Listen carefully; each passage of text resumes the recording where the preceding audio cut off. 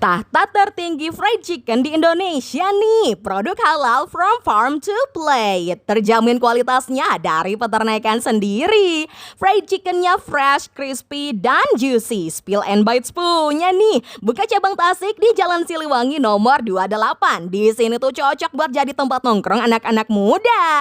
Vibes interiornya ala-ala coffee shop gitu. Banyak colokan buat ngecas HP. Free wifi juga dong pastinya. Ada private working room cocok buat jadi working space yang asik nih. Ada produk baru nih, launching fried chicken inject pertama di Indonesia, Chicken Splash. Konsep unik dengan suntikan saus ke dalam fried chickennya. Dijamin beda deh dari fried chicken lainnya. Bisa pilih dua varian saus, spill sauce dan garlic sauce. Minuman spill blue-nya manis and creamy. Warna minuman birunya unik banget. Jangan lupa cobain steaker burgernya juga ya. Beneran ini sih isian crispy chickennya gede banget. Daging ayam fillet dengan kulit crispy yang kriuk. Ditambah pickle sauce, enak nih sausnya manis gurih. Kalau suka pedas tinggal tambah spill sauce aja. Mantap jiwa. Oh iya, ada promo gratis makan seumur hidup. Cukup ajak 3 orang aja. Dapatkan free 1 porsi fried chicken. Hayu nongki di sini.